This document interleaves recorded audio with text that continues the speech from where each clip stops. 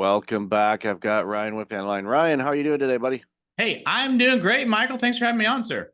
I am so looking forward to this conversation, and the banner for those that are watching this on the video says it all. I've loved dogs going back to the dog that my grandparents had when I was a little boy, Duke, a German Shepherd, and I was one of eight first cousins, and Duke hated all of my cousins except me.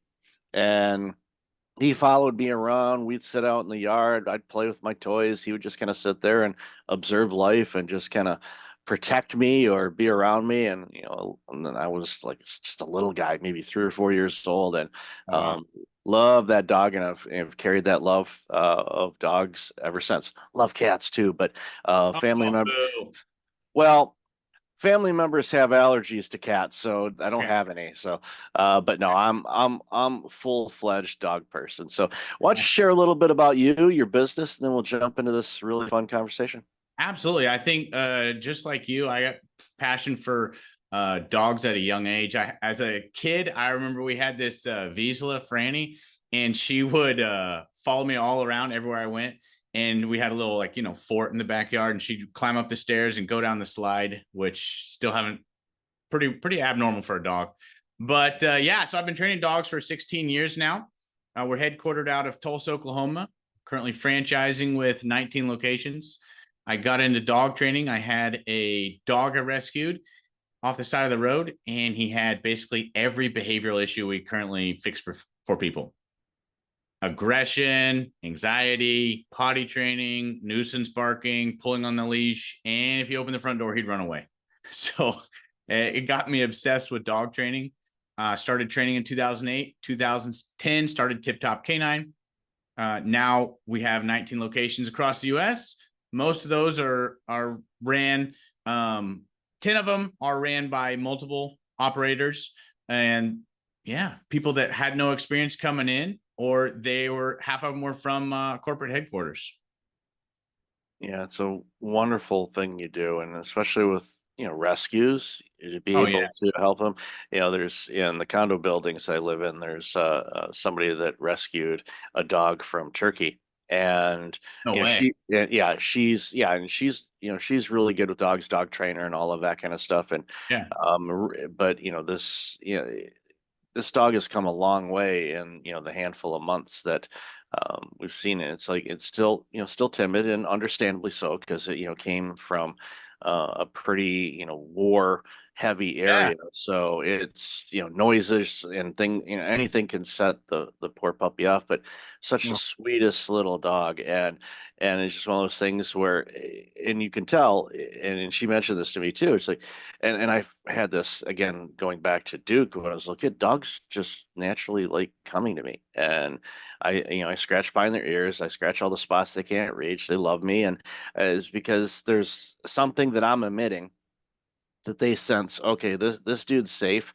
He likes us. We're gonna go up to him, and I can tell with this dog that's from Turkey, he wants to, but he's not. He's still not set. So I'm gonna be warm and open, and if Yeah. he's ever ready to it, then I'll be very happy to pet him. If not, we're good the way that we are. But again, giving businesses opportunities, and it's something you mentioned during the pre-show a little bit too. Yeah. There's a lot of people, especially millennial age and Gen Z age, that are they look at work, and I'm Gen X, so this is something that I've talked about quite a bit, either on the show or offline, is when in the millennial generation and Gen Z say, the way that work is working is not working for us. We want to change it. I am standing on every soapbox I can possibly get on and celebrate and go, yes, please do Mhm. so, because it doesn't work. The work I do is in retention and burnout and all Yeah. of that, and I don't want to work for anybody either. I get it. I get it. I really get it, because Yeah. it's just, pardon my language, is bullshit what's going on out there. So a lot of businesses and people are going, you know what, I want to take the risk and launch my own business, because yeah, quite frankly, and I know this from my own personal experience, is a bigger risk for you not to than it is for you to take the leap and go into it. And jumping into a franchise situation is a really smart move if you lack a lot of business sense initially, because the framework's already there. Oh, And I'd love to hear your thoughts on that. yeah. So, I mean, 16 years ago, if someone was like, hey, pay me 6% and I'll be on your speed dial, I'll help you. I'll just give you booklets of information. I'll give you all your materials.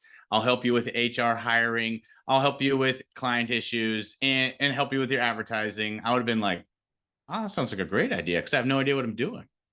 Right. And that's basically how franchising works. You get, 16 years worth of what we've been doing and the systems all. So some of our locations, one guy who's in Oklahoma City right now, he actually runs 4 locations. He was a youth pastor before running Tip Top locations. Right. So he had no business experience. He just follows systems. Another guy just opened his second one in Utah. Josh, he was a door-to-door pest control sales.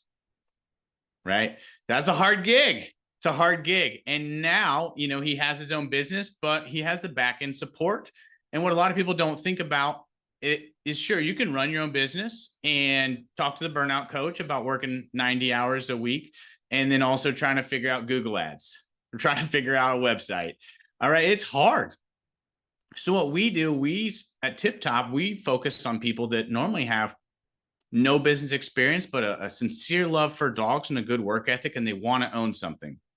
So when my wife and I, our business was running great, we had 12 people. I only got to show up 5 or 10 hours. It's time to expand, right? So when we expanded, we said, hey, do we want to expand corporate stores or do we want to franchise? And our thought is, how am I going to get that employee really engaged without giving them equity? And if I'm going to give them equity, the more ownership they have, the better they're going to do at that location anyways, right? Which led us to choose the franchising route. Because those people are invested, the harder they work, the more money in their bank account, right? So one of our location owners he's in Owasso, Oklahoma and Plano, Texas. He was an HVAC technician before this. And he was actually a client. He was a client and then he heard we were franchising and he was like, well, I know that worked amazing for my dogs. And you were talking about rescues. He actually did some pit bull rescue. And so he ended up using what he learned with Tip Top to help rehabilitate and rehome some pit bulls. And then when he saw we were franchising, he was like, man, I'm already doing this for free because I love it. This is a no brainer. Right. But he had nobody in his family had done business. And he said at our last conference, hey, I never thought I'd own anything. No one in my family owns their own business. And now my work actually equals my income. And I think that's kind of why people are grabbing a hold of the franchise concept today. Yeah, I love how you mentioned they control their own destiny as far as the work. They're putting in the work anyway. Right. You might as well benefit from it. And you couple that with something that you're passionate about and love doing. It's not work. Yeah. It really doesn't. You literally lose track of time because when you again, you've seen this time and time and time again, when you get a rescue dog that has had a traumatic experience or experiences and can nurture them to being a wonderful, wonderful pet for someone that Yeah. understands and can learn to trust their humans to take care of them. It gets me excited and happy all the time. So when everybody says, "Yeah, I rescued this dog," I'm like, part of me goes, "Okay, what do you need?" I'm not a dog trainer, but I think, but I want to Yeah. help. What can I do to help? Do you like toys? Here's it. And then of course my dog's going, "Why are you giving away my toys?"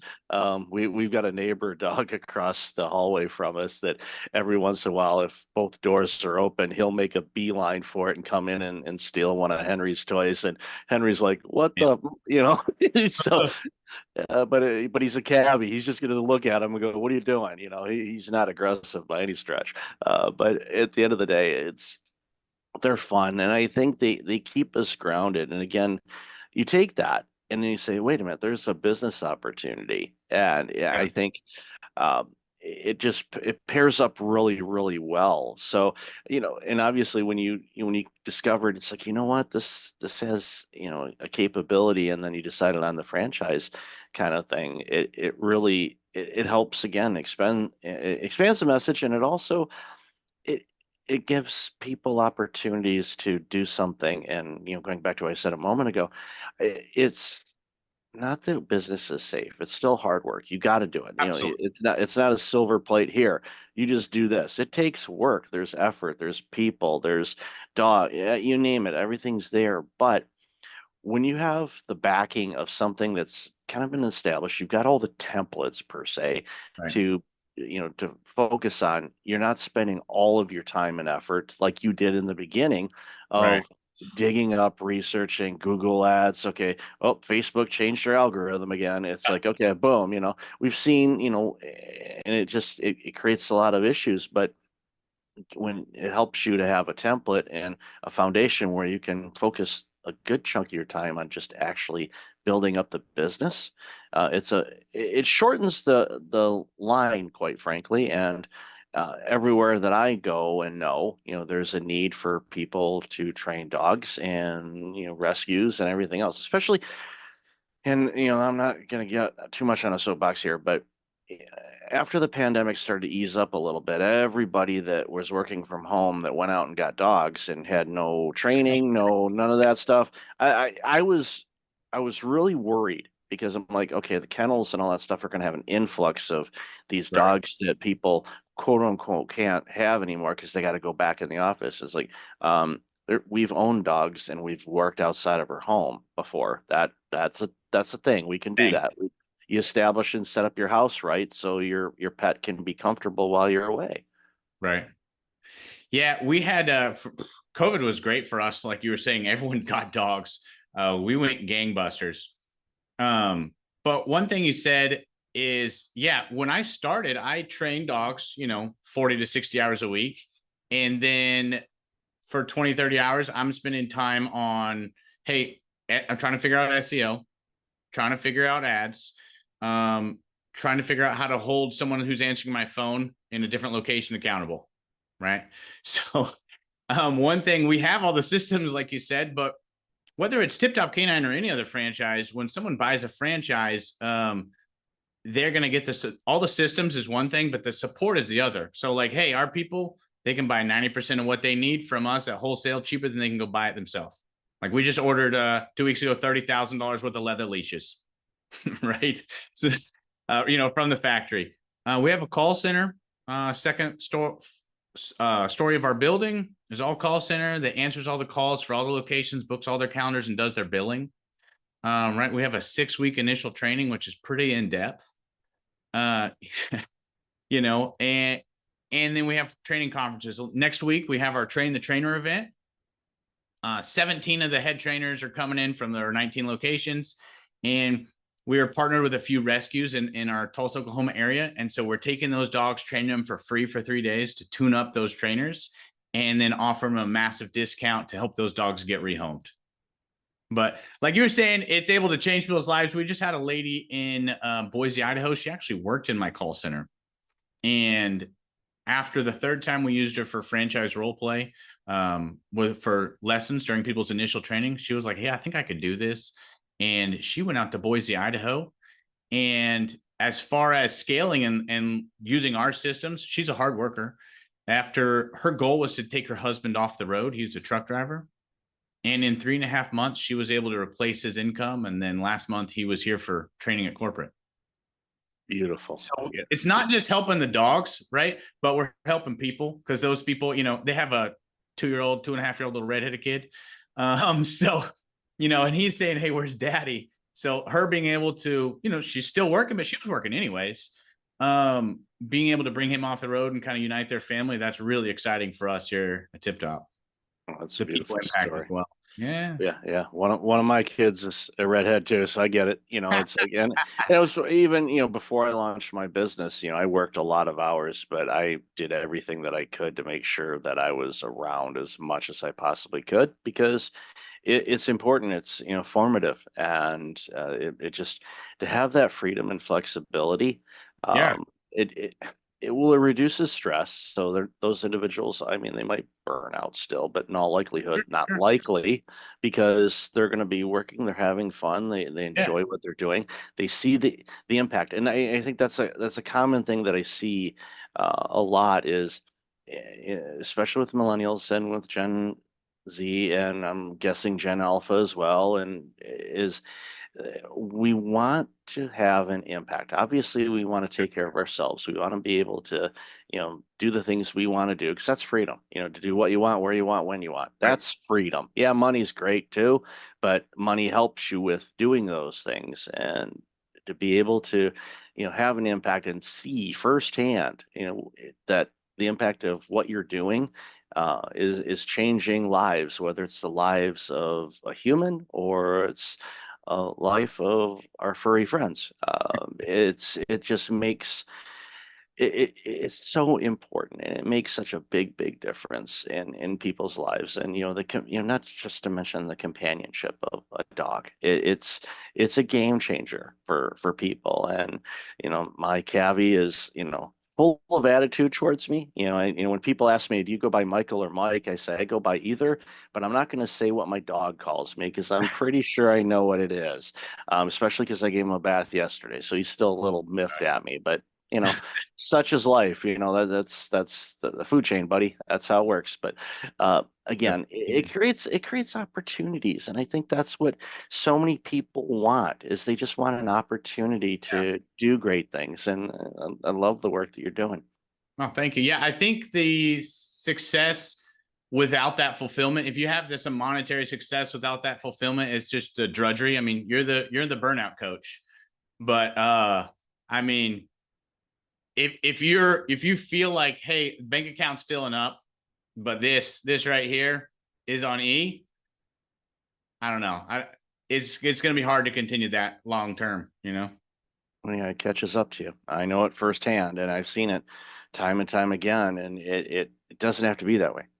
But it's just finding that sweet spot for each individual, and everybody's different. But Yeah. finding what's important to you, and to you. And I think, and you kind of take a step back, and society will tell you what you want, but you need to tell you what you want. And because you're going to be more in tune with that than what you see and hear from others. It's like, what resonates within you. And I think that's a big thing is getting, to grips with, what's important to you and what's not. And that changes. But I think, what you've done, and taking, a personal opportunity and a passion, and being able to expand it in such a way to impact so many lives, Yeah.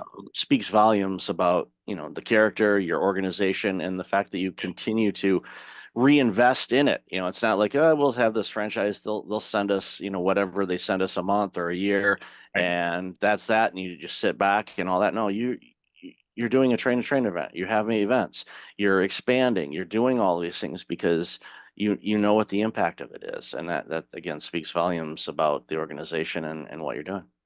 Yeah, our train the trainer event, we thought, hey, after 6 weeks of training, people probably aren't going to want to come back. That event was actually led by our franchisees, their feedback. So we pay super attention to people's feedback the first 6 months to 12 months they're open. And they were like, hey, everything's going good, but no one's really watched me. That I'm doing good. I feel like my technique is good, but no one's really put eyes on me to make sure it's as good as it could be. I'd really like to come back for just a few days. So our train the trainer event, now it was basically from our feedback, and they're wanting to grow more, right? They're wanting more, and that's really why we had it.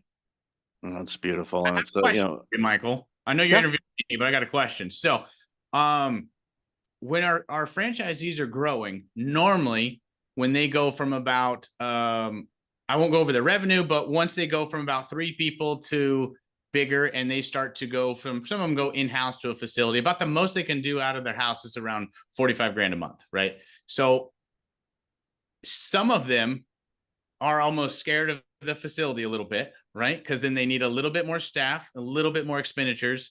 And so there's this period where the owner wants to try to do everything and go Superman. All right. But that's where we try to coach them, right? They're running a business. It's not just, hey, how much can they do? In those situations, what do you normally recommend to people when they're stepping out of their comfort zone? If they don't step out, they're going to face burnout at some point. They can't stay there forever, right? but they're stepping into a level that's almost above where they've ever been. So it's nerve wracking in those types of situations, especially for a newer entrepreneur. What normal feedback do you give them? I tell them a couple things. Delegate before you're ready, Ooh, or hire before you're ready. and Because we're ready. yeah, Great. you are your own bottleneck. You are the limit of your organization. Your organization will only grow to where you are comfortable. And that, delegate the work, find mentors.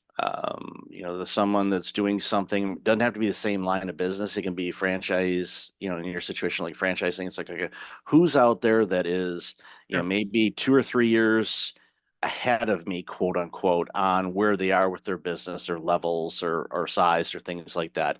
And what I find the majority of the time is those people that are, couple years ahead are more than happy to share the pitfalls, what they've learned, some techniques. I've seen friendships form out of it because they're like, no, I want. Many people are like, there's more than enough for all of us. We could all have everything we've ever wanted, and there's still plenty to go around because Yeah. I'm not a big scarcity mindset guy at all. There's more than enough. It's just you got to go get it. You got to work at it. You got to put in the time and all of that, but you'll get there. But delegate before you're ready. Find a mentor that's maybe a little bit ahead of you that can share some of the insights. Yes, it's scary. It's uncomfortable. You're like, I've never done this before. Well, you can go back to your first step. You never walked before. Guess what? You learned how to. And it's scary, but you know what? It's a good scary because you're like, wow, this is like a new stratosphere for me. And it's Yeah. exciting, it's scary, but you know what? Lean into it. And because those are the ones that continue to grow. And it's important for you to do that because if you think of all the famous people, the innovators, whether Right. you like them or not, they push themselves to take that next step. Were they scared? Of course they were. It's impossible for them not to have some fear. The amygdala is a natural defense system. You're gonna be scared, but on the flip side of it, you're going to be able to accomplish some even bigger impact than before. And next thing you know, you're going from a handful of states to international kind of situations where we could get away potentially, from situations where, a dog that is in Turkey could be rescued and saved and kept in Right. their home country if that makes sense. Yeah. uh, and that's where literally the planet's the limit until we start exploring in other planets, and then we'll have dog rescues on Mars or wherever else we happen to discover. I'm curious to see what the alien dogs are like. We'll see maybe one time in our life, or maybe they're already here, we don't know about it, I don't know. But yeah, that's my advice is just go out there and push it. Yeah, you're scared. If you're scared, that gives you an indication you're doing the right thing. Yeah. Because, yeah, because Comfort Avenue is not a street you want to live on. So keep pushing. Yeah, no, I think that's solid advice. I think moving to the facility and moving to the bigger staff, for people who've never run a staff is always a harder thing, but we never want people to burn out, especially with the dogs. Like you were saying, the dogs, they feel your energy, they know where you're at. That's why, well, I tell our people, hey, the dogs, they basically need the same thing that your employees need. They need a calm, confident leadership. Right? Calm and confident, not aggressive, not passive, but calm, confident, right? Because the dogs feel that and they're pack animals, so they're wired to fall in line. Humans, they're coming from all sorts of issues. Everyone's got their own past, everyone's got different stuff. Also, they've had different management experiences under possibly inexperienced managers, poor leaders, etc. And so the employees, same thing as the dog. They need that calm confidence. They need to be shown what to do. They need clear feedback and praise. You do that, and then you don't have retention problems. You have people knocking down your door going, I want to come work for you, or I want to be a franchisee. Yeah. And it's a nice problem to have, Ryan. So love this conversation. Where can people find out more about you and get some information if they're interested in exploring further conversation with you? Yeah, if they're interested in possibly owning a franchise, you can go to tiptopk9.com, click on the franchising button, and fill out the form and speak to one of our guys. Yeah, I'll definitely have that in the show notes. So Ryan, love this conversation. Love the share of the love of dogs and what they do for us to make us humans a little bit more human. So I appreciate appreciate it, it. sir. All right. Thanks so much for being on the show. Absolutely. Thank you. Have a good one.